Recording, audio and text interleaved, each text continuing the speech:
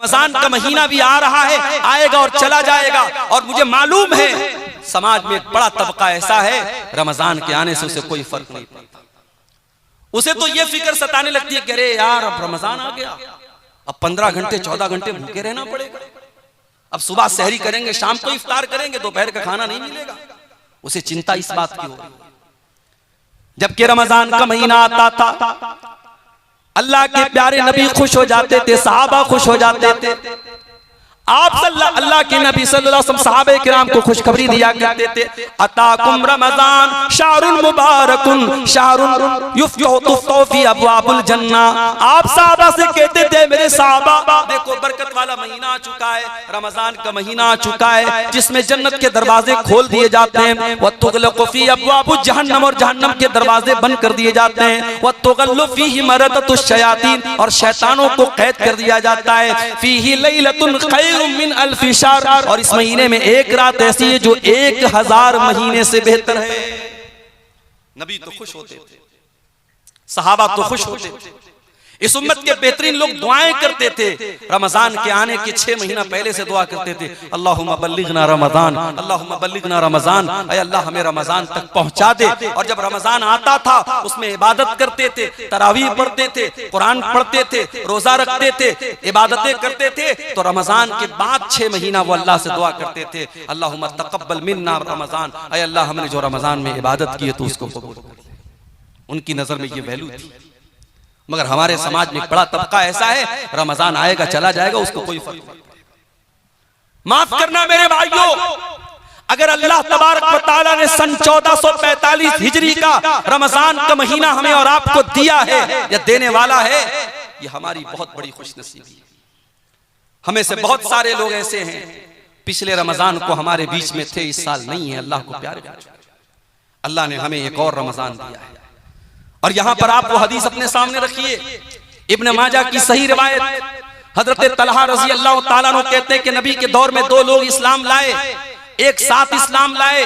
और उस दो भाइयों में से एक भाई बहुत मेहनती था, दीन के काम में आगे आगे रहता था, दूसरा कुछ कमजोर था। जो मेहनती भाई था वो अल्लाह की राह में शहीद हो गया, और जो कुछ कमजोर था वो 1 साल के बाद अपनी नेचुरल डेथ उसकी हुई और नेचुरल तरीके से तबई तौर पर उसकी मौत हुई। हजरत तलहा कहते हैं मैंने एक दिन ख्वाब देखा, और ख्वाब में मैंने देखा कि जो इंसान मैंने देखा कि मैं जन्नत के दरवाजे पर खड़ा हूं और जन्नत के अंदर से एक फरिश्ता आता है और उसको पहले जन्नत में लेके जाता है, जिसका इंतकाल 1 साल बाद हुआ था। और जो पहले अल्लाह की राह में शहीद हुआ था और जो दीन के मामले में ज्यादा मेहनत करता था उसको बाद में जन्नत में लेके जाता है। हजरत तलहा कहते हैं मुझे बड़ी हैरत हुई, जब मेरी नींद खुली मैंने सहाबे किराम से इस ख्वाब को बयान किया। सहाबे किराम ने भी ताज्जुब का इज़हार किया कि ऐसा कैसे हो सकता है, एक इंसान दीन के मामले में इतनी मेहनत किया करता था, अल्लाह की राह में शहीद हुआ था, दूसरा उतनी मेहनत भी नहीं करता था और वो शहीद भी नहीं हुआ था, उसकी नेचुरल मौत हुई थी, और शहीद होने वाला बाद में जन्नत में जा रहा है, और जिसका इंतकाल बाद में हुआ वो पहले जन्नत में जा रहा है। ऐसा कैसे हो सकता है? जब ये बात अल्लाह के प्यारे रसूल के कानों तक पहुंची, क्या फरमाया अल्लाह के प्यारे नबी ने? आपने फरमाया क्या तुम्हें तलहा के ख्वाब पर ताज्जुब हो रहा है? ऐ मेरे साहबा, क्या तुम्हें हैरत हो रही है कि तलहा ने ऐसा ख्वाब क्यों देखा है? मुझे एक सवाल का जवाब दो, जिस भाई का इंतकाल 1 साल बाद हुआ था, अलैसा क़द अदरक रमजान, क्या उसने अपनी जिंदगी में एक और रमजान का महीना नहीं पाया? साहबा ने कहा अल्लाह के नबी उसने एक और रमजान का महीना पाया। आपने फरमाया अलैसा क़द साम व सल्ला व सजद मिन सजदतिन कज़ा व कज़ा, उस एक रमजान में उसने अपने भाई के मुकाबले में ज्यादा नमाज पढ़ी, ज्यादा रोजा रखा और ज्यादा अल्लाह की राह में सजदा किया। आप साहबा ने कहा हाँ अल्लाह के नबी ये तो सही कह रहे हैं आप। आपने फरमाया फकाना मा बैनहुमा अबअदु मिम्मा बैनल अर्दि वस समा। ऐ मेरे साहबा कान खोल करके सुन लो, जब एक रमजान उसने ज्यादा पाया और एक रमजान में उसने ज्यादा इबादत की, तो दोनों भाइयों के दरमियान उनके दरमियान जो दूरी है वो जमीन व आसमान की दूरी से भी ज्यादा है। अल्लाह, हम खुशनसीब है मेरे भाई, अल्लाह हमें एक और रमजान दे रहा है। अब ये हमारे ऊपर डिपेंड करता है कि हम इस रमजान की कदर करते हैं या हम गफलत की बीमारी में पड़े रहते हैं। जिस तरीके से वो बदनसीब हरम के पास बैठ करके मोबाइल में गेम खेल रहा था, हम में से भी बहुत बड़े बदनसीब ऐसे लोग होंगे जो रमजान में रातों को खा पी करके और दिन में सो करके गुजारते हैं, जिनके रमजान का कोई मकसद नहीं होता। और ऐसे ही लोगों के बारे में अल्लाह के नबी ने फरमाया था कि बहुत सारे ऐसे लोग हैं जो जिनके रोजे का मकसद लैसा लहू मिन सियामिही इल्लल जू, उनको सिवाय भूखे प्यासे रहने के रोजे से कुछ नहीं मिलता। अल्लाह से दुआ कीजिए अल्लाह उन बदनसीबों में हमको शामिल न करे। गफलत की बीमारी क्यों होती है? इंसान का दिल गाफिल क्यों होता है? तो नोट कर लो पहली वजह, इंसान का दिल गाफिल तब होता है जब इंसान अल्लाह ताला से नावाकिफ होता है, जब इंसान अल्लाह ताला को जानेगा, उसकी सिफात को जानेगा, उसके बारे में जानेगा, उसका दिल कभी गाफिल नहीं होगा। जिसके दिल में ये एहसास होगा कि मेरा अल्लाह तो जब्बार है, पकड़ने वाला है, इन्ना बत्शा रब्बिका लशदीद, मेरे रब की पकड़ बड़ी तेज है। जिस इंसान के दिल में ये एहसास होगा ये दुनिया में कोई देख रहा हो या नहीं देख रहा हो, अल्लाह ताला तो सब कुछ देख रहा है, उसका कैमरा तो 24/7 ऑन है, उसका कैमरा तो कभी ऑफ होने वाला नहीं है। जब इंसान अल्लाह को पहचानेगा, जब अल्लाह को जानेगा, उसके दिल से गफलत की बीमारी दूर हो जाएगी मेरे भाइयों। इसीलिए जब हजरत लुकमान अपने बेटे को नसीहत करते हैं तो पहले क्या कहते हैं? पहले अल्लाह के बारे में अपने बेटे को बताते हैं, या बुनैया इन्नहा इन तकु मिस्काल हब्बतिन मिन खरदलिन फतकुन फी सखरतिन औ फिस समावाति औ फिल अर्दि याति बिहल्लाह। हजरत लुकमान अपने बच्चे से कहते हैं, ऐ मेरे बच्चे, एक राई के दाने के बराबर भी अगर कोई चीज होगी, आसमानों के अंदर कहीं होगी, जमीन के अंदर कहीं होगी, और किसी चट्टान के नीचे छिपी हुई होगी, याति बिहल्ला, अल्लाह का पावर तो ऐसा है, अल्लाह की कुदरत तो ऐसी है, अल्लाह उस राई के दाने के बराबर चीज को सामने ले आएगा। यहाँ बेचारा समझता है कि व्हाट्सएप की चैटिंग डिलीट कर दी तो खत्म हो गया, ब्राउजर की हिस्ट्री डिलीट कर दी तो खत्म हो गया। इसको ये लगता है कि मैंने मोबाइल पर जो कॉल हिस्ट्री में जिससे बात की, मैंने कॉल हिस्ट्री से डिलीट कर दिया तो किसी को पता नहीं चलेगा। अल्लाह से भी छुपा लोगे तुम? तुम्हारी उंगलियों ने क्या टच किया है, तुम्हारे कानों ने क्या सुना है, और तुम्हारी आंखों ने क्या देखा है, अल्लाह को सब मालूम है मेरे भाई। अल्लाह के पास सब रिकॉर्ड है, और कयामत के दिन ये रिकॉर्डिंग ओपन होगी। हत्ता इज़ा मा जाऊहा शहीदा अलैहिम समूहुम व अबसारुहुम व जुलूदुहुम बिमा कानू यअमलून। मेरे बंदो, कयामत के दिन तुम्हारी चमड़ी तुम्हारे खिलाफ गवाही देगी, तुम्हारी आंखें तुम्हारे खिलाफ गवाही देंगी, तुम्हारे कान तुम्हारे खिलाफ गवाही देंगे। वक़ालू लिजुलूदिहिम लिमा शहिदतुम अलैना क़ालू अंतक़नल्लाहु अल्लज़ी अंतक़ कुल्ल शै। इंसान कहेगा, ऐ अल्लाह, मेरी चमड़ी को बोलना कैसे आ गया, मेरी चमड़ी कैसे बोल रही है? इंसान की चमड़ी कहे कि आज अल्लाह ने हमको बोलना सिखाया, और हमसे तूने क्या क्या टच करवाया और क्या क्या टच किया, आज हम तेरे पोल खोलेंगे। ये है अल्लाह का पावर। जलसा हो रहा है, सड़क पर आप चल रहे हैं, जाहिर ये कर रहे हैं कि साहब हम जलसे में जा रहे हैं, प्रोग्राम में जा रहे हैं, मगर आपकी नजरें कहां कहां का तवाफ कर रही हैं, आपकी निगाहें कहां कहां जा रही है, किस किस मनाजिर को आप देख रहे हैं, अल्लाह को सब मालूम है। यालमु खाइनतल आयुन व मा तुख्फिस सुदूर। अल्लाह तो वो है जो तुम्हारी आंखों की चोरी को भी जानता है, जो तुम्हारे दिलों में छुपे हुए राज को भी जानता है। अल्लाह को जितना जानेंगे मेरे भाई, गफलत की बीमारी उतनी दूर होती चली जाएगी। अगर गफलत की बीमारी से अपने आप को पाक करना है, अल्लाह के बारे में जानो। और अल्लाह के बारे में हम कैसे जानेंगे? जब हम कुरान का मुताला करेंगे, जब हम नबी की हदीसों का मुताला करेंगे। और जितना हम अल्लाह को जानेंगे, उतना अल्लाह का डर हमारे दिल में पैदा होगा, उतना अल्लाह से प्यार हमारे दिलों में बढ़ जाएगा। और इसीलिए अल्लाह कुरान में कहता है, इन्नमा यख्शल्लाह मिन इबादिहिल उलमा। अल्लाह से उसके बंदों में वही बंदे अल्लाह से डरते हैं जो उलमा होते हैं, जो अल्लाह को जानते हैं, जो अल्लाह का इल्म रखते हैं। जितना आप अल्लाह के बारे में जानेंगे, उतना आपके दिल में अल्लाह का डर पैदा होगा। दूसरी चीज, गफलत की बीमारी की दूसरी वजह, जब इंसान दुनिया में गर्क हो जाता है, डूब जाता है, दुनिया कमाने के चक्कर में इस कदर पड़ जाता है कि आखिरत को भूल जाता है। अल्लाह को भूल जाता है, तब इंसान का दिल गाफिल हो जाता है। इसीलिए अल्लाह कुरान में बार बार हमें मना करता है, मेरे बंदो तुम कारोबार भी करो, तुम बिजनेस भी करो, बाल बच्चों की परवरिश भी करो, शादी भी करो, बीवियों का हक भी अदा करो, बच्चों का भी हक अदा करो, लेकिन ऐ मेरे बंदो माल के चक्कर में, औलाद के चक्कर में कहीं अल्लाह को भूल न जाना। माल तो मरने के साथ ही तुम्हारा साथ छोड़ देगा, औलाद कब्र में दफना के मिट्टी दे के चली जाएगी, कब्र में ना माल काम आएगा ना औलाद काम आएगी। अल मालु वल बनून ज़ीनतुल हयातिद दुनिया वल बाक़ियातुस सालिहातु खैरुन इंद रब्बिका तवाबन व खैरुन अमला। मेरे बंदो ये माल और औलाद तुम्हारी दुनिया की जिंदगी को खूबसूरत तो बनाते हैं, मगर आखिरत में कोई काम आने वाले नहीं है। बेटा बड़ा मोहब्बत करता है, बड़ी मोहब्बत करता है अपने बाप से, कयामत के दिन बेटा काम आएगा नहीं। यौम यफ़िरुल मरउ मिन अख़ी व उम्मिही व अबी व साहिबतिही व बनी लिकुल्लि इम्रिइन मिनहुम यौमइज़िन शानुन युग़नी। कयामत के दिन इंसान अपने भाई को देख करके भागेगा, अपने बच्चों को देख करके भागेगा, अपनी बीवी को देख करके भागेगा, अपनी औलाद को देख करके भागेगा। वहां तो नफ्सी नफ्सी का आलम होगा, वहां तो सबको अपनी फिक्र होगी। माल और औलाद के चक्कर में, कारोबार के चक्कर में, दुनिया के चक्कर में इंसान अल्लाह को भूल के बैठा है, गाफिल हो गया है। इसीलिए अल्लाह कुरान में कहता है, या अय्युहल्लज़ीना आमनू ला तुल्हिकुम अमवालुकुम वला औलादुकुम अन ज़िक्रिल्लाह। ऐ ईमान वालो, कहीं तुम्हारा माल तुमको अल्लाह के जिक्र से गाफिल न कर दे, कहीं तुम्हारी औलाद तुमको अल्लाह के जिक्र से गाफिल न कर दे, कहीं माल के चक्कर में तुम अल्लाह को भूल न जाना, कहीं औलाद के चक्कर में तुम अल्लाह को भूल न जाना।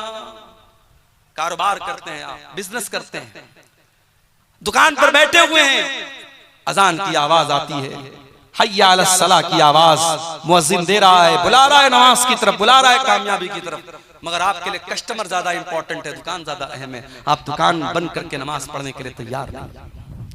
अल्लाह कुरान में कहता है, मेरे बंदो रिजालुल ला तुल्हिहिम तिजारतुन वला बैउन अन ज़िक्रिल्लाह। ऐ मेरे बंदो, मेरे सच्चे बंदे तो वो हैं, मेरे मोमिन बंदे तो वो हैं, वो कारोबार भी करते हैं, वो बिजनेस भी करते हैं, वो दुनिया में बहुत बड़ा बड़ा कारोबार करते हैं, मगर उनका कारोबार उनको कभी नमाज से गाफिल नहीं करता, कभी अल्लाह के जिक्र से गाफिल नहीं करता।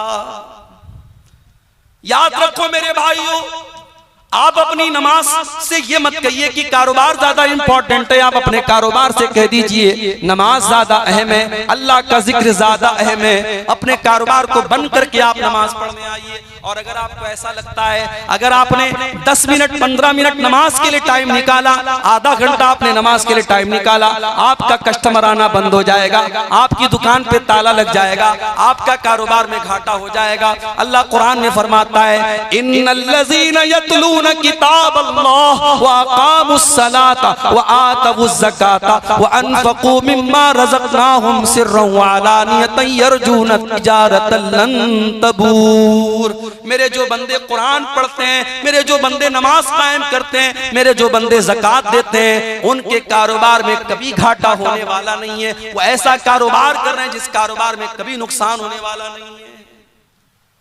माल और औलाद के चक्कर में अल्लाह को भूल गए। गफलत की बीमारी की ये दूसरी बड़ी वजह है मेरे भाइयों। जब इंसान दुनिया में गर्क हो जाता है, डूब जाता है, तो वो उसका दिल गफलत की बीमारी में मुब्तला हो जाता है। अल्लाह के प्यारे नबी खुतबा दे रहे हैं, आपके प्यारे नवासे हजरत हसन हुसैन रज़ी अल्लाह ताला अन्हुमा लाल रंग का कपड़ा पहने हुए मस्जिद में आते हैं। 5-6 साल के मासूम बच्चे हैं। नबी ने अपने नवासों को मस्जिद में देखा कि वो बेचारे गिरते पड़ते अपने नाना की तरफ आ रहे हैं। नाना जान अपने मिंबर से उतरते हैं, अपने खुतबे को रोकते हैं और अपने नवासों को अपनी गोद में लेते हैं, अपने नवासों को लाडो प्यार करते हैं। और उसके बाद आप सहाबे किराम से कहते हैं कि मेरे सहाबा, अल्लाह ताला ने कितनी सच्ची बात फरमाई, इन्नमा अमवालुकुम व औलादुकुम फितना। तुम्हारा माल तुम्हारे लिए बहुत बड़ा फितना है, तुम्हारी औलाद तुम्हारे लिए बहुत बड़ा फितना है। आपने फरमाया है मेरे सहाबा, मैंने अपने बच्चों को देखा, मुझसे सब्र न हुआ, मुझसे बर्दाश्त न हुआ, जब तक मैं मिंबर से उतर करके मैंने इन बच्चों से प्यार न किया, मुझे चैन नहीं मिला। मेरे भाइयों, अल्लाह के रसूल ने मिंबर से उतरकर चंद मिनट के लिए और चंद सेकंड के लिए अपने खुतबे को रोका है और अपने लाडलों से प्यार किया है, अपने नवासों से प्यार किया है, तो नबी ने इसको भी फितना करार दिया है। जरा गौर करो, आज बीवी बच्चों के लिए और कारोबार के लिए और माल के लिए हम अल्लाह ही को भूल के बैठे हैं। कितने बदनसीब ऐसे हैं 24 घंटे में एक बार भी उनकी पेशानी अल्लाह की बारगाह में नहीं झुकती है, एक बार भी अल्लाह का नाम उनकी जुबान से नहीं आता है। कितने बड़े नाशुक्रे और कितने बड़े नाकदरे हैं और अल्लाह तबारक व तआला की नेमतों की कितनी बड़ी नाशुक्री करते हैं। मेरे प्यारे साथियों, दुनिया की लज्जतों में जब इंसान गर्क हो जाता है तब उसका दिल गाफिल हो जाता है और दिल में गफलत की बीमारी पैदा होती है। गफलत की बीमारी की तीसरी वजह, जब इंसान अपनी मौत को भूल जाता है और इंसान ये समझने लगता है कि अब हमेशा हमको दुनिया में रहना है, मरना नहीं है। मौत को भूल जाने की वजह से भी इंसान गाफिल हो जाता है। इसीलिए अल्लाह ताला कुरान में बार बार हमें मौत की याद दिलाता और फरमाता है कुल्लु नफ्सिन ज़ाइक़तुल मौत, मेरे बंदो एक न एक दिन तुम सबको मरना है। ऐनमा तकूनु युदरिकुमुल मौत वलौ कुंतुम फी बुरूजिन मुशय्यदा, मेरे बंदो तुम जहां भी जाओगे मौत तुम्हारा पीछा नहीं छोड़ेगी, मौत से तुम नहीं बच सकते। और मौत एक ऐसी चीज है मेरे भाइयों जो इंसान की औकात उसे बताती है। बड़े से बड़ा करोड़पति अरबपति भी एक ऐसा टाइम आता है, मौत नोट की गड्डी से आप जिंदगी नहीं खरीद सकते, आप नोट की गड्डी से आप अपनी सांसों को नहीं खरीद सकते। जिस वक्त मौत लिखी है, दुनिया के बड़े से बड़े डॉक्टर भी सर झुका के कहेंगे नहीं साहब अब इनको हम बचा नहीं सकते, इनकी जिंदगी हमारे हाथ में नहीं है, इनकी मौत का टाइम आ गया है।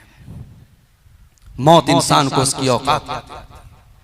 इसीलिए अल्लाह ताला कुरान में फरमाता है फलौला इज़ा बलगतिल हुल्क़ूम व अंतुम हीनइज़िन तंजुरून, मेरे बंदो जरा वो टाइम याद करो जब इंसान की मौत का टाइम आता है और इंसान की जान उसकी हलक तक पहुंच जाती है और तुम मरने वाले को अपनी आंखों से देख रहे हो। फलौला इन कुंतुम गैर मदीनीन तरजिऊनहा इन कुंतुम सादिकीन, मेरे बंदो अगर तुम्हें ऐसा लगता है तुम्हारे ऊपर कोई ताकत नहीं है, तुम्हारे ऊपर कोई पावर नहीं है, किसी अल्लाह ने तुमको पैदा नहीं किया, अगर तुमको ऐसा लगता है जरा मरने वाले को मौत से बचा के दिखा दो, जरा उसकी रूह को वापस लौटा के दिखा दो, जरा उसकी जान को दोबारा उसके अंदर डाल के दिखा दो। नहीं कर सकते मेरे भाइयों हम, इसलिए मौत को याद करने का हुक्म दिया गया।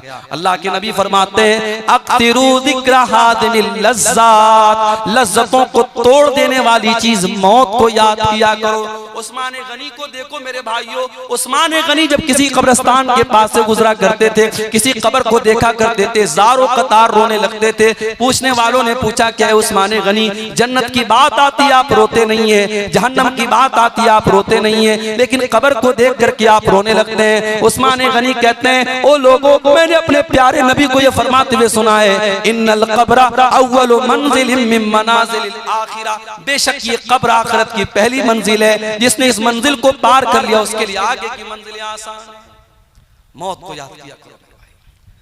एक भाई मुझसे पूछने लगे मौलवी साहब मज़ारों पे जाना कैसा है, बंबई में हाजी अली की दरगाह पे जाना कैसा है, अजमेर में ख्वाजा मोइनुद्दीन चिश्ती अजमेरी की दरगाह पे जाना कैसा है, मज़ारों पे जाना कैसा है। मैंने कहा भाई कब्रिस्तान जाने की इजाजत इसलिए दी गई है ताकि वहां मौत याद आए, और माफ करना मज़ारों पे जाके मौत याद नहीं आएगी। जहां औरतों का जमघट लगा हो, जहां फूल और मालाएं बिक रही हो, जहां कब्रों पर चादरें चढ़ रही हो और जहां शिर्क हो रहा हो, बिदात हो रही हो, खुराफात हो रही हो, वहां पर मौत कभी याद नहीं आती। इसलिए ऐसे शिर्क के अड्डों पर जाना भी एक मुसलमान को सूट नहीं करता है, एक मुवहिद को सूट नहीं करता है, नहीं जाना चाहिए मेरे भाइयों। हाँ, आम कब्रिस्तान में आप जाइए, कभी अल्लाह आपको तौफीक दे, आप मदीना मुनव्वरा की जब आप जियारत करेंगे, जब आप मदीना जाएंगे, एक तरफ नबी की मस्जिद है और दूसरी तरफ बकी का कब्रिस्तान कब्रिस्तान है और उस बकी के कब्रिस्तान में 10,000 से ज्यादा सहाबे किराम की कब्रें हैं। उनसे बड़ा वली कौन है, उनसे बड़ा अल्लाह का नेक बंदा कौन है? नबियों के बाद इस दुनिया में सबसे मुकद्दस अगर कोई जमात थी तो सहाबे किराम की जमात थी। सारे सहाबा की कब्रें हैं। लेकिन मेरे भाइयों, कोई पक्की कब्र नहीं है, कोई मजार नहीं है, कोई गुंबद नहीं है, कोई चादर नहीं चढ़ाई जा रही है, कोई माला नहीं चढ़ाया जा रहा है। वहां आपको मौत याद आएगी और आपको ये एहसास होगा कि अल्लाह, जब तेरे नबी के 10,000 सहाबा इसी कब्र के अंदर दफन हैं, अय अल्लाह हमें भी एक दिन इसी कब्र में जाना है और इसी मिट्टी के नीचे जाना है। हमें भी अल्लाह अपने अमल का हिसाब देना है। वहां आपको मौत याद आएगी। मेरे प्यारे साथियों, अल्लाह के नबी एक अंसारी सहाबी के जनाजे में गए। सहाबी का जनाजा कब्र में उतारा जा रहा है। अल्लाह के प्यारे नबी वहीं कब्र के पास बैठे हुए हैं और आपके सहाबे किराम भी बैठे हुए हैं। और आप जब मौत को याद करते हैं और कब्र के मनाजिर को याद करते हैं, इब्ने माजा के अल्फाज हैं, अल्लाह के नबी रोने लगते हैं, अल्लाह के रसूल रोने लगते हैं। और आप जब रोने लगते हैं, इस कदर रोते हैं हत्ता बल्लसरा, आपकी दाढ़ी आंसू से तर हो जाती है। और आप रोते रोते सहाबे किराम से कहते हैं, ले मिसले हाजा फअइतु या इखवानी, ऐ मेरे भाइयों, ऐ मेरे सहाबा, इस कब्र की तैयारी करो, यहाँ तुम सबको आना है। इस कब्र में तुमको दफन होना है, यहाँ तुम सबको आना है और अपने अपने अमल का हिसाब देना है। इसलिए ऐ मेरे सहाबा, तुम यहाँ की तैयारी करो। इसलिए मेरे भाइयों, मौत को और कब्र को याद किया। मगर अफसोस की बात है, अभी बनारस में कुछ दिनों पहले का वाकया शायद आपने मीडिया में पढ़ा होगा कि कब्रिस्तान से 8-10 साल की लड़की की लाश को निकाल करके एक जालिम ने उसकी लाश के साथ गंदा काम करने की कोशिश की। कब्रिस्तान में बैठ करके लोग चरस और गांजा पी रहे हैं और जुआ खेलने वाले जुआ खेल रहे हैं और मोबाइल पर गंदी वीडियो देखने वाले कब्रिस्तान पर बैठ करके वीडियो देख रहे हैं। ये हमारी गफलत की इंतहा है और ये हमारी दिल की सख्ती का आलम है। मेरे प्यारे साथियों, जब इंसान मौत को याद करता है तब उसके दिल को अल्लाह ताला नरम करता है और उसके दिल से गफलत दूर होती है। और आगे बढ़िए, गफलत की बीमारी की एक और वजह है और वो वजह है बुरे लोगों की संगत। जब आप बुरे लोगों के साथ रहेंगे, गंदे लोगों के साथ रहेंगे, धीरे धीरे आपके ऊपर भी उनका असर पड़ेगा। आप बेनमाजियों के साथ उठेंगे बैठेंगे, आपको भी नमाज के मामले में आप ढीले हो जाएंगे। सिगरेट पीने वालों के साथ आप उठेंगे बैठेंगे, आपको सिगरेट से जो नफरत होनी चाहिए वो नफरत नहीं होगी। आप शराबियों के साथ बैठेंगे, शराब से जो नफरत होनी चाहिए वो नहीं होगी। इसीलिए अल्लाह कुरान में कहता है, यौम यअज़्ज़ु ज़ालिमु अला यदैहि यक़ूलु या लैतनी इत्तख़ज़्तु मअर रसूलि सबीला। कयामत के दिन जालिम इंसान अपने हाथ को काटेगा और कहेगा, ऐ काश मैंने रसूल का रास्ता इख्तियार किया होता। या वैलता लैतनी लम अत्तखिज़ फुलानन खलीला, ऐ काश मैंने फलां को अपना साथी न बनाया होता, ऐ काश मैंने फलां को अपना साथी न बनाया होता। लक़द अदल्लनी यानी ज़िक्री बाद इज़ जाअनी, उसने अल्लाह के जिक्र से मुझको गाफिल कर दिया। मेरे प्यारे भाइयों, बुरे लोगों की संगत आपको बुरा बनाती है। इसीलिए अल्लाह के नबी फरमाते हैं, अलमरउ अला दीनी खलीलिही, इंसान अपने दोस्तों के दीन पर होता है। जो उसके दोस्तों का दीन होता है, जो उसके दोस्तों का तौर तरीका होता है, वही इंसान का तरीका होता है। फलयंजुर अहदुकुम मन युखालिल, इसलिए दोस्ती बहुत सोच समझ के किया करो। मुसलमान लड़कियां आज फेसबुक पर ऐसी लड़कियों से फ्रेंडशिप करती हैं जो काफिर हैं, मुशरिक हैं, बेदीन हैं, और वो कहती है साहब हम तो लड़की है, लड़की लड़की से दोस्ती कर ही सकती है। माफ करना, ये उसूल सही नहीं है। आपकी लड़की किसी गर्ल्स कॉलेज में पढ़ रही है जहां सिर्फ लड़कियों की तालीम हो रही है और वहां पे आपकी बेटी ऐसी लड़की को सहेली बना रही है जो जिसका इस्लाम से कोई ताल्लुक नहीं है, जिसके मजहब में और जिसके घर में कोई पाबंदी नहीं है, और जो 4-4 लड़कों से जिसका चक्कर चल रहा है, उस लड़की के साथ जब आपकी बुर्का पहनने वाली और नकाब पहनने वाली बेटी जब उस लड़की के साथ उठेगी बैठेगी और उसकी सहेली बनेगी, तो माफ करना मेरे भाइयों और मेरी बहनों, उसका असर कहीं न कहीं आपके ऊपर पड़ेगा। बुरी सोहबत से भी इंसान गफलत की बीमारी में पड़ता है। इसलिए अपने लड़कों और लड़कियों की दोस्ती पर भी नजर रखो कि वो किससे दोस्ती कर रहे हैं। अगर बुरे दोस्तों के साथ आपका लड़का लड़की बैठ रहा है तो उससे भी आपके घर में बहुत बड़ा बिगाड़ आने का अंदेशा है, और ये गफलत की एक बहुत बड़ी वजह है। और आगे बढ़िए, गफलत की एक और वजह है कुरान करीम को छोड़ देना, अल्लाह की आखिरी किताब कुरान करीम, जिसके अंदर अल्लाह ताला ने ये तासीर रखी है कि कुरान हमारे दिलों को नरम करता है। कुरान की आयतें जब बार बार हम पढ़ते हैं, सुनते हैं, अच्छे कारी की आवाज में कुरान को सुनते हैं, हमारा दिल नरम हो जाता है। इसीलिए अल्लाह के प्यारे नबी कुरान को पढ़ा भी करते थे और सुना भी करते थे। बुखारी के अल्फाज हैं, अल्लाह के प्यारे नबी अब्दुल्लाह बिन मसूद से कहते हैं, अय अब्दुल्लाह मुझे कुरान पढ़ के सुनाओ। अब्दुल्लाह बिन मसूद कहते हैं, अल्लाह के नबी मैं आपको कुरान कैसे पढ़ के सुनाऊं, कुरान तो आप ही के ऊपर नाजिल हुआ है। आप कहते हैं, अब्दुल्ला आज मैं दूसरे के मुंह से कुरान सुनना चाहता हूं, जरा मुझको कुरान पढ़ के सुनाओ। अब्दुल्ला बिन मसूद कुरान पढ़ने लगते हैं और सूरह निसा की तिलावत करते हैं। और सूरह निसा को पढ़ते हुए जब अब्दुल्ला बिन मसूद कुरान की आयत पर पहुंचते हैं, फकैफ़ इज़ा जीना मिन कुल्लि उम्मतिन बिशहीदिन व जीना बिका अला हाउलाइ शहीदा। ऐ नबी उस वक्त आपका क्या हाल होगा जब हर उम्मत में से हम एक गवाह लाएंगे, और ऐ नबी हम आपकी उम्मत के ऊपर आपको गवाह बनाएंगे। जब अल्लाह के नबी ने कुरान की आयत को सुना, बुखारी के अल्फाज हैं, ज़रफ़तैना, अल्लाह के नबी रोने लगे। और आपने कहा अब्दुल्ला बस करो बस करो। अब्दुल्ला कहते मैंने नजरें उठा के देखा, फ़इज़ा अयनाहु तज़रीफ़ान, अल्लाह के नबी की आंखों से आंसू बह रहे थे। मेरे प्यारे भाइयों, कुरान अल्लाह की वो किताब है, लौ अंज़लना हाज़ल कुरान अला जबलिन लरअयतहु खाशिअम मुतसद्दिअम मिन खशियतिल्लाह। अगर इस कुरान को हमने किसी पहाड़ के ऊपर भी उतारा होता तो पहाड़ भी अल्लाह के खौफ से चूर चूर हो जाता, पहाड़ भी अल्लाह के खौफ से रेजा रेजा हो जाता। इंसान का दिल तो गोश्त पोश्त से बना है, इंसान का दिल तो मामूली है, इंसान के दिल की क्या औकात है मेरे भाइयों। कुरान की तो ये तासीर है, कुरान किसी पहाड़ पर भी उतरा होता तो कुरान के असर से पहाड़ भी चकनाचूर हो जाता। कुरान से अपना ताल्लुक मजबूत करो मेरे भाई। और आगे रमजान का महीना आ रहा है, और रमजान का महीना कुरान के नुज़ूल का महीना है। उसी महीने में कुरान उतरा है और रोजे और कुरान के साथ बड़ा गहरा ताल्लुक है। अल्लाह के नबी फरमाते हैं, बुखारी और मुस्लिम की रिवायत है कि क़यामत के दिन अल्लाह के पास रोजा भी चल के आएगा और कुरान भी चल के आएगा। और रोजा कहेगा, अय अल्लाह मनातुहु तआम व शराब फी नहार, अय अल्लाह दिन के 14-15 घंटे तेरा ये बंदा भूखा रहता था, प्यासा रहता था। रोजा कहेगा, अल्लाह मेरी तेरे डर से और मेरी वजह से ये खाना और पानी नहीं खाता था, पीता था, अल्लाह तो इसको माफ कर दे, इसकी मग़फ़िरत कर दे।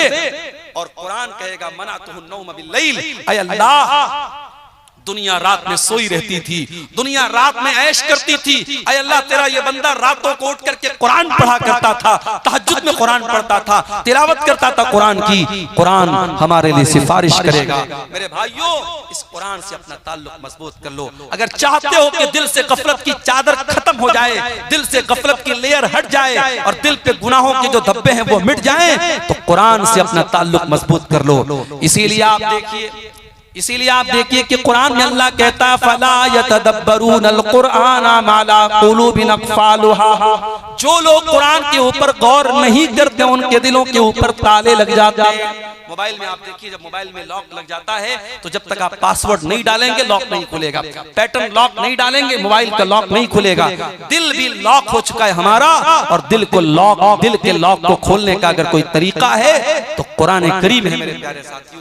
इसलिए कुरान से अपना ताल्लुक मजबूत करो। और कुरान को सिर्फ जो हाफिज हैं उनको नहीं पढ़ना है, कुरान को हर एक को पढ़ना है। अगर आप कुरान अटक अटक के पढ़ते हैं, कुरान जो है महारत के साथ नहीं पढ़ पाते हैं, कुरान पढ़ते वक्त अगर आपकी जबान अटकती है, अटक अटक करके पढ़ने वाले को डबल सवाब मिलेगा।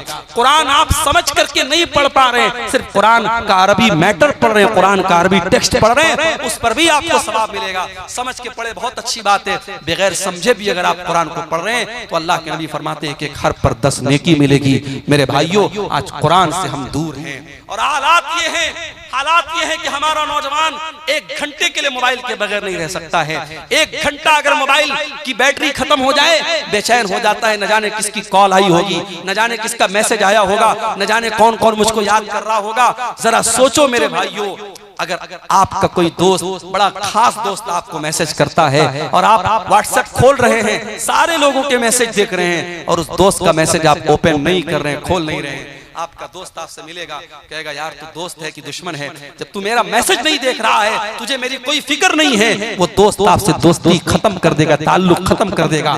मेरे भाइयों, कुरान भी अल्लाह का आखिरी मैसेज है, अल्लाह का आखिरी पैगाम है, हाज़ा बलागुल लिन्नास, और अल्लाह का ये मैसेज हम सब के लिए है। और हम कितने बड़े बदनसीब है, आज कुरान से हम दूर है। कितने लोग तो ऐसे हैं रमजान में कुरान उठाते हैं तो फिर साल के 11 महीने कुरान को छूने की वो कोशिश भी नहीं करते। मेरे भाइयों, कुरान करीम की तिलावत को अपनी जिंदगी का मामूल बनाओ। गफलत की बीमारी से अगर बचना है तो ये काम भी हमें करना पड़ेगा। इसी तरीके से मेरे भाइयों, एक और चीज है जो हमें गफलत की बीमारी में डाल रही है, और वो है नमाज के मामले में लापरवाही। नमाज के मामले में जब आप लापरवाही करेंगे तब भी आपके दिल पे गफलत की चादर चढ़ जाएगी, इसलिए कि नमाज कौन छोड़ता है। कुरान करीम में अल्लाह ने बयान किया सूरह मरियम के अंदर, फखलफ मिन बादिहिम खल्फुन अज़ाउस सलाता वत्तबउश शहवाति फसौफ यल्कौन गय्या। नमाज को तो वही लोग छोड़ा करते हैं जो ख्वाहिशात के पैरोकार होते हैं, जो शहवतों की पैरवी करते हैं, जो अल्लाह के फरमा बरदार नहीं होते बल्कि अपनी शहवतों के फरमा बरदार होते हैं। इसीलिए बाज नौजवान जब हमसे पूछते हैं कि मौलाना कोई ऐसा तरीका बताइए कि हम बहुत सारी नफसानी ख्वाहिशात से बचने लगे। बहुत से हमारे नौजवान भाई होते हैं मोबाइल की गंदी आदतों में, मोबाइल में गंदी चीजों को देखने की आदत पड़ गई या किसी किस्म की बुरी आदत पड़ गई, उसका तरीका पूछते हैं। कुरान करीम की आयत की रोशनी में एक नुस्खा आपको बता रहा हूं, कभी इसको ट्राई कीजिएगा, आजमाइएगा। मेरे भाइयों मेरी बहनों, अगर आपको ये लगता है कि आप अपनी ख्वाहिशात पर कंट्रोल नहीं कर पा रहे हैं तो कुरान करीम की आयत हमें सबक दे रही है कि नमाज की पाबंदी करो। इसलिए कि जो इंसान नमाज नहीं पढ़ता है, जिसकी जिंदगी में नमाज के लिए शेड्यूल नहीं है, नमाज के लिए टाइम नहीं है, उस इंसान की जिंदगी ख्वाहिशात से घिर जाती है, वो ख्वाहिशात का पैरोकार हो जाता है। और इसीलिए अल्लाह कह रहा है फखलफ मिन बादिहिम खल्फुन अज़ाउस सलाता, ऐसे नालायक लोग आ गए नबियों के बाद जिन्होंने नमाज के मामले में लापरवाही की और जब नमाज को छोड़ दिया, वत्तबउश शहवात, अपनी शहवतों के पैरोकार हो गए, फसौफ यल्कौन गय्या, और ऐसे लोग जहन्नम में डाले जाएंगे।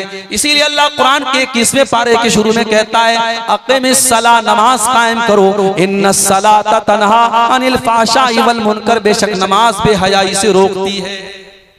नमाज के मामले में लापरवाही मत करो। आज माशाअल्लाह गांव-गांव मस्जिदें बन गई हैं, मस्जिदें बन गई हैं, मगर मस्जिदों को आबाद करने वाले लोग नहीं हैं। शायर कहता है मस्जिद तो बना ली शब भर में ईमान की हरारत वालों ने, मस्जिद तो बना ली शब भर में ईमान की हरारत वालों ने, मन अपना पुराना पापी था बरसों में नमाजी बन न सका।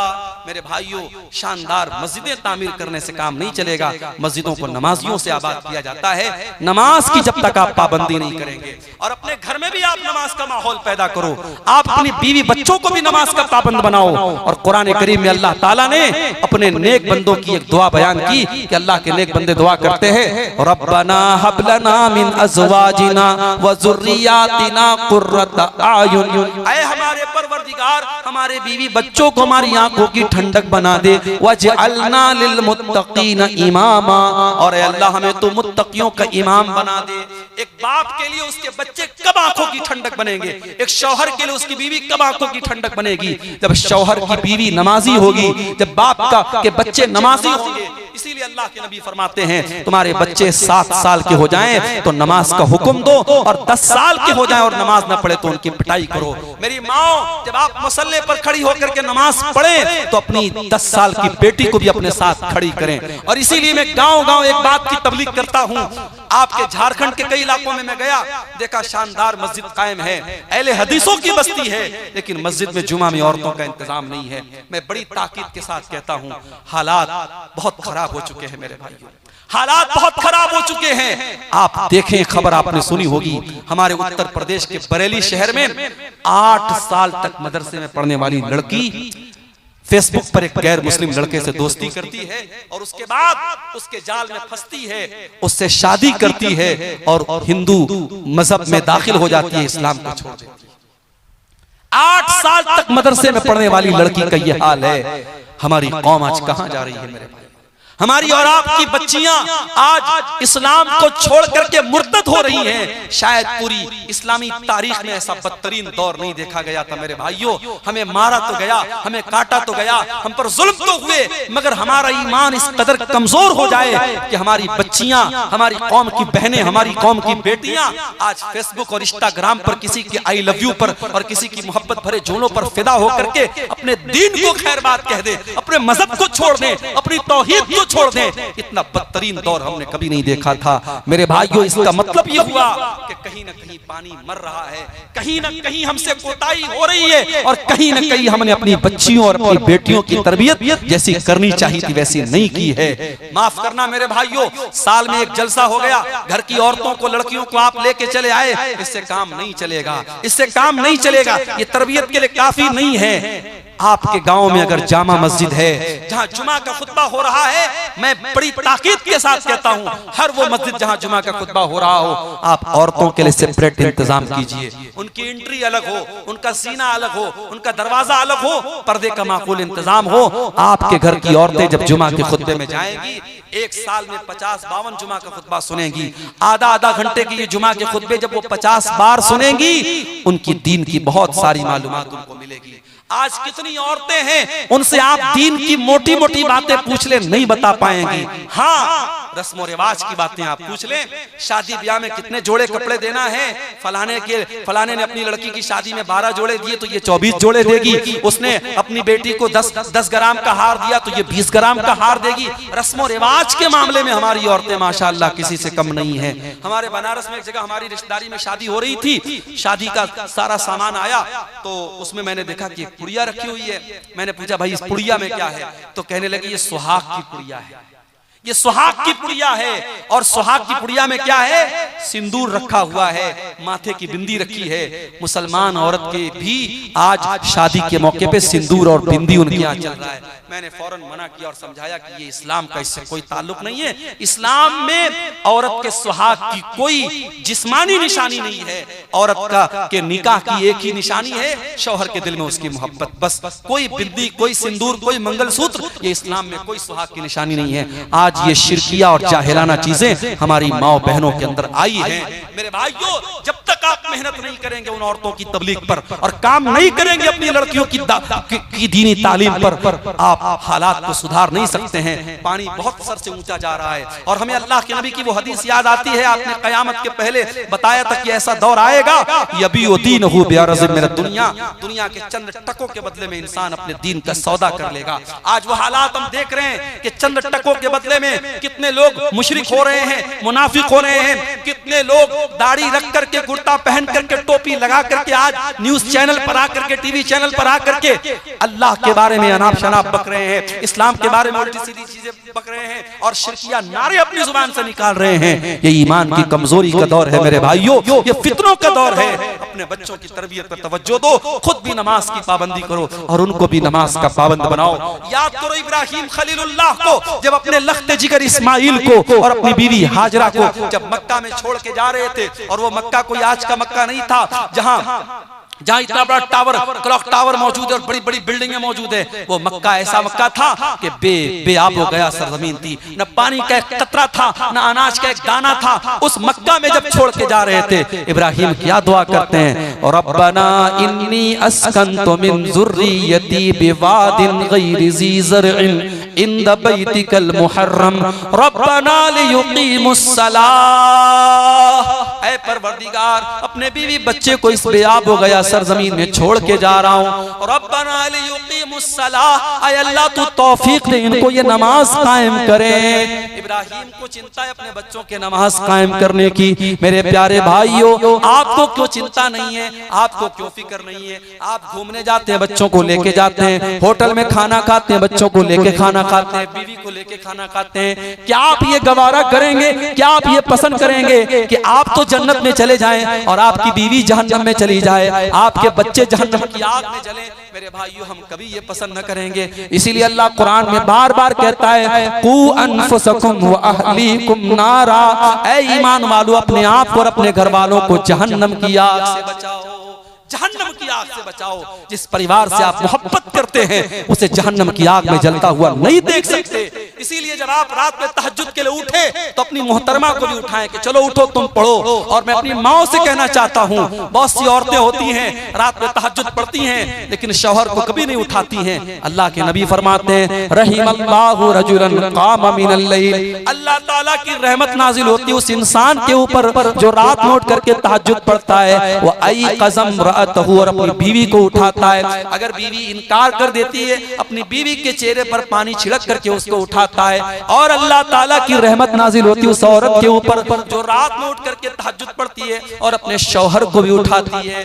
मेरी प्यारी माँ और बहनों, ऐसी बीवी बनो जो शौहर के दीन में उसकी मदद करे, शौहर के अंदर कोई गलत आदत है उसको छुड़ाने वाली बनो। इसीलिए जब अल्लाह के रसूल से पूछा गया कि बेहतरीन औरत की निशानी क्या है, आपने 3 चीजें बताई। पहली चीज अल्लती तसुरहु इज़ा नज़र, जब शौहर देखे तो खुश हो जाए। दूसरी चीज वो तुतीहु इज़ा अमर, जब शौहर कोई बात कहे तो माने। और तीसरी चीज वला तुखालिफहु फी नफ्सिहा व मालिही बिमा यकरा, शौहर के माल की और अपने इज्जत व आबरू की हिफाजत करे। ये कीमती औरत की निशानी है। तो मेरे भाइयों, नमाज का माहौल अपने घर में पैदा करो, बीवी बच्चों को भी नमाज का पाबंद बनाओ और खुद भी नमाज का पाबंद बनाओ। जब तक हम नमाज की पाबंदी नहीं करेंगे दिल से गफलत की चादर खत्म होने वाली नहीं है। और आखिरी चीज जो बयान करके मैं बात खत्म करूंगा मेरे भाइयों, गफलत की एक और बहुत बड़ी वजह यह है जब हम गुनाह पर गुनाह करते चले जाते हैं, जब गुनाह हमारी नजर में हल्के हो जाते हैं और गुनाहों को हम खतरनाक समझना छोड़ देते हैं, तब भी हम गफलत के शिकार हो जाते हैं। याद रखो मेरे भाई, गुनाह गुनाह है, चाहे वो गुनाह छोटा हो चाहे वो गुनाह बड़ा हो। कभी गुनाहों को हकीर मत जानो और अपने आप को गुनाहों से बचाने की कोशिश करो। अल्लाह के नबी फरमाते हैं इय्याकुम व मुहक़्क़रातिज़ ज़ुनूब, ऐसे गुनाहों से बचो जिनको लोग हकीर समझते हैं। छोटे छोटे गुनाह होते हैं लेकिन इकट्ठा होकर के इंसान को हलाक कर देते हैं। इसीलिए अल्लाह के नबी फरमाते हैं जब बंदा कोई गुनाह करता है उसके दिल पर एक काले रंग का धब्बा डाल दिया जाता है। बंदा अगर तौबा कर लेता है, माफी मांग लेता है अल्लाह से, वो धब्बा मिटा दिया जाता है। और अगर बंदा तौबा नहीं करता है, फिर से गुनाह करता है, तो वो काले धब्बे बढ़ते चले जाते हैं हत्ता तालु क़ल्बहु, यहाँ तक कि उसके दिल पे छा जाते हैं। माफ करना मेरे भाइयों, आज मोबाइल के इस दौर में गुनाह करना आसान हो गया है। आज इस दौर में ज़िना करना आसान है, इस दौर में बेपर्दा होना आसान है, इस दौर में हराम कारोबार करना आसान है। और गुनाहों का आसान होना भी बहुत बड़ी आजमाइश है मेरे भाइयों। जिस दौर में गुनाह आसान हो जाए उस दौर में अपने दामन को गुनाहों से बचाना ये जिहाद से कम नहीं है। इसीलिए अल्लाह के नबी ने फरमाया था बदाल इस्लाम गरीबा, इस्लाम जब शुरू हुआ था तो अजनबी था, वसयऊदु कमा बदा गरीबा, और एक ऐसा दौर फिर से आने वाला है जब इस्लाम पर अमल करने वाले अजनबी बन जाएंगे। इस्लाम पर अमल करना लोहे के चने के चबाने जैसा हो जाएगा। इस्लाम पर अमल करना हाथों में अंगारे लेना जैसा हो जाएगा। एक लड़की बेपर्दा घूमेगी तो गांव वाले कहेंगे, उसकी बहनें कहेंगी, उसके मोहल्ले की औरतें कहेंगी, अरे ये बड़ी पर्देदार बनती है, नकाब में रहती है, पर्दे में रहती है। अगर कोई औरत अपने देवर से पर्दा करे, बनारस में हमारे एक दोस्त ने शादी की, उनकी बीवी शादी करके आई, उसने घर में ज्वाइंट फैमिली रहते थे, उसकी बीवी ने कहा कि मैं अपने देवर और जेठ के सामने नहीं आऊंगी, मैं देवर और जेठ के सामने नहीं आऊंगी, ससुर के सामने आ सकती हूँ, ससुर मेरे महरम है लेकिन देवर और जेठ गैर महरम है, मैं देवर जेठ के सामने नहीं आऊंगा। घर वालों के लिए बड़ी शॉकिंग बात थी, ये ऐसा कैसे हो सकता है, ऐसा कैसा पर्दा कि देवर के सामने नहीं आएगी, जेठ के सामने नहीं आएगी। लेकिन जब उन्होंने उलमा से पूछा और मसला पूछा तो मसला तो यही है कि साहब देवर जेठ से पर्दा करना है। अब ये हालात है कि वो लड़की किचन में काम करती है और घर में खाना खा रही है, खाना दे रही है अपने घर वालों को, मगर देवर और जेठ से पर्दा करती है। अगर शादी में कहीं जाती है वो औरत, वो लड़की, और चाहे वो अपने रिश्तेदारी की शादी हो, अगर वहां मर्दों का भी आना जाना है औरतों की साइड में, तो वहां वो नकाब में रहती है। औरत को औरत से पर्दा नहीं करना है लेकिन औरत को मर्दों से तो पर्दा करना है। आज ऐसी औरतों को लोग कहेंगे साहब ये तो बड़ी कट्टर मुसलमान बनती है, ये तो बड़ी पर्देदार मुसलमान बनती है। आज नौजवान अगर चेहरे पर शरई दाढ़ी रख ले तो समाज कहेगा ये तो मुल्ला बन गया, ये तो हाफिज जी बन गया, तो मौलवी साहब बन गया। और वही क्लीन शेव करा ले, लोग कहेंगे साहब ये तो माशाल्लाह बड़ा स्मार्ट है, हैंडसम है। आज अगर कोई नौजवान लड़का अपने आप को ज़िनाकारी और बदकारी से दूर रखे तो लोग कहेंगे अरे ये तो बड़ा आउटडेटेड लड़का है, इसको तो कोई घास नहीं डालता है। और जो लड़का रात में 2-2 बजे तक गैर महरम लड़कियों से बात करता है, समाज कहता है साहब ये तो बड़ा चालू लड़का है, बड़ा एडवांस लड़का है। ये हालात है मेरे भाइयों। गुनाहों को शैतान ने इतना अट्रैक्टिव बना दिया कि गुनाह करने वाले को लोग बड़ा अक्लमंद कहते हैं और गुनाहों से बचने वाले को लोग बेवकूफ समझते हैं। अल्लाह के रसूल ने फरमाया सल्लल्लाहु अलैहि वसल्लम, बदाल इस्लाम गरीबा, इस्लाम जब शुरू हुआ था तो अजनबी था और इस्लाम आगे चल करके फिर से अजनबी हो जाएगा। जब ऐसा दौर तुम देख लो, फतूबा लिल गुरबा, तो तुम भी अजनबी बन जाना, तुम भी दीन के ऊपर चलने वाले बन जाना। जमाना गाली दे तो सुन लेना, जमाना बुरा भला कहे तो सुन लेना, जमाना तुम्हारी राह में रोड़े अटकाए तो सुन लेना। और हमें याद है कर्नाटक की उस लड़की का बयान, कर्नाटक की उस लड़की की हिम्मत को सलाम, जिसने जालिमों के ढेर में और जालिमों के झुंड में पर्दे में गई थी और उसके सामने जब शिरकिया नारे लग रहे थे, मुस्कान नाम की उस लड़की ने कहा था, अल्लाह की तकबीर का नारा बुलंद किया था, उसने अपने पर्दे का पावर दिखाया था। मेरी प्यारी माँ और बहनों, आज ये पर्दे के अंदर एक ताकत है। एक मुसलमान लड़की जब पर्दे में निकलती है, दुनिया जानती है ये पर्दे वाली लड़की है, इसको छेड़ा नहीं जा सकता। अभी आजकल एक आपने न्यूज देखी होगी, बंबई से कोई पर्दे वाली आपा है, वो साहब पैदल हज करने के लिए निकली है। अभी एक मसला किसी तरीके से खत्म हुआ केरल के शहाब भाई का, वो बेचारे किसी तरीके से पैदल हज करके आए। अभी एक नई आपा आई है, पैदल हज करने वाली है। माफ करना, ऐसी औरतों का मकसद सवाब हासिल करना नहीं है, अपनी पब्लिसिटी करना है। वरना उलमा जानते हैं शरीयत का बड़ा वाज़ेह उसूल है कि अगर दो काम हैं और दो काम में से एक मुश्किल और एक आसान है, तो शरीयत कहती है अगर दोनों काम जायज है तो आसान काम को आप अपना लो। अगर आपको नमाज पढ़नी है और ठंडी छांव भी मौजूद है और कड़ी धूप भी है, तो कड़ी धूप में खड़े होकर के नमाज पढ़ना कोई सवाब का काम नहीं, आप ठंडी छांव में खड़े होकर के नमाज पढ़िए। अगर मस्जिद में पंखा है और पंखा चला करके आप नमाज पढ़ सकते हैं, तो कोई जरूरत नहीं कि आप पसीना खाएं। अगर हवाई जहाज का इंतजाम है और आप 4 घंटे में आप जो है झारखंड से, रांची से आप जद्दा पहुंच सकते हैं और आप पटना से जद्दा पहुंच सकते हैं, तो कोई जरूरत नहीं है आप पैदल आप हज करने के लिए निकलें और दुनिया को अंदर के अंदर पब्लिसिटी करें। आज दीन को पब्लिसिटी का भी एक जरिया बना दिया गया है। मेरे भाइयों, आज हालात ये हैं, मुंबई के एक बहुत बड़े कारोबारी, मुंबई और गुजरात के एक बहुत बड़े कारोबारी फैमिली में शादी होने वाली है। अभी शादी के पहले की जो तकरीबात हैं, जिसको प्री वेडिंग सेरेमनीज कहा जाता है, उनकी शादी की उस तकरीबात में 9 अरब रुपए खर्च हो चुके हैं। और अमेरिका से एक नाचने गाने वाली को बुला करके 74 करोड़ रुपया देकर के उससे नचवाया गया था और मीडिया ताली बजा रहा है। और हमारे बॉलीवुड के बड़े बड़े सुपरस्टार उस शादी में जा रहे हैं, किसी को कोई फर्क नहीं पड़ता है। और वही 2 महीने 3 महीने के बाद जब हमारा बकरीद का त्योहार आएगा और हिंदुस्तान भर के मुसलमान जब कुर्बानी करेंगे, तो इस मीडिया को सांप सूंघ जाएगा और ये मीडिया इस्लाम की दुश्मनी में कहेगा कि साहब मुसलमानों को कुर्बानी नहीं करनी चाहिए, बेजुबान जानवर मर रहे हैं, इतना पैसा जानवरों की कुर्बानी पर खर्चा हो रहा है, इतने पैसे से कितने गरीबों का मकान बन सकता है, कितनी गरीब बेटियों की शादी हो सकती है।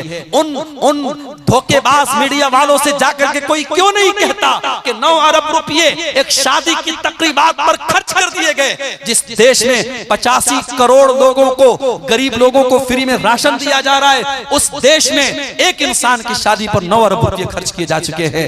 क्या मीडिया का यह फर्ज नहीं बनता कि वो इस पर भी लोगों को जागरूक करे कि उस 9 अरब रुपये से बहुत सारे गरीबों के काम हो सकते थे। मेरे प्यारे साथियों, असल चीज ये है, लोग इस्लाम के दुश्मन बने हुए हैं, इस्लाम को मिटाने की बहुत सारी प्लानिंग हो रही है, मगर याद रखो इस्लाम की फितरत में, कुदरत ने लचक दी है, उतना ही ये उभरेगा जितना के दबाओगे। इस्लाम अल्लाह का वो चिराग है जिसे बुझाया नहीं जा सकता है। नूरे खुदा है कुफ्र की हरकत पे खंदजन, फूंकों से ये चिराग बुझाया न जाएगा। इंशाअल्लाह इस्लाम कल भी था और आज भी है और कयामत की सुबह तक बाकी रहेगा। हमारी जिम्मेदारी ये है कि हम अपने दिलों को गफलत से दूर करें मेरे भाइयों, और जो चीजें मैंने बताई हैं, इन असबाब को दूर करके हम अपने दिलों की गफलत को दूर कर सकते हैं। और अगर हम नहीं करेंगे तो याद रखो फिर हालात वही होंगे कि हरम में बैठकर भी लोग मोबाइल पर वीडियो गेम खेलेंगे और रमजान के मुकद्दस महीने में भी लोग बेहुरमती करेंगे। और आज आप देख लें कि इस गफलत की बीमारी ने आज हमको कहां लाके खड़ा कर दिया है। मेरे भाइयों, मैं गुजारिश करता हूं आप सबसे कि हम सब अपने दिलों को टटोलें और अपनी गफलत को दूर करें। दुआ करते हैं अल्लाह ताला से रब्बुल आलमीन हमें अपने दिलों की सख्ती को, हमारे दिलों की सख्ती को रब्बुल आलमीन दूर फरमाए, हमें अपने गुनाहों से सच्ची तौबा करने की तौफीक अता फरमाए। आने वाले रमजान को हमारी इस्लाह का महीना बना दे, हम सबको अपनी इस्लाह करने की तौफीक अता फरमाए। रब्बुल आलमीन हमारी नौजवान नस्ल को अपने गलत कामों से बाज आने की और सच्ची तौबा करने की तौफीक अता फरमाए। आमीन व आखिर दावाना अल्हम्दुलिल्लाहि रब्बिल आलमीन।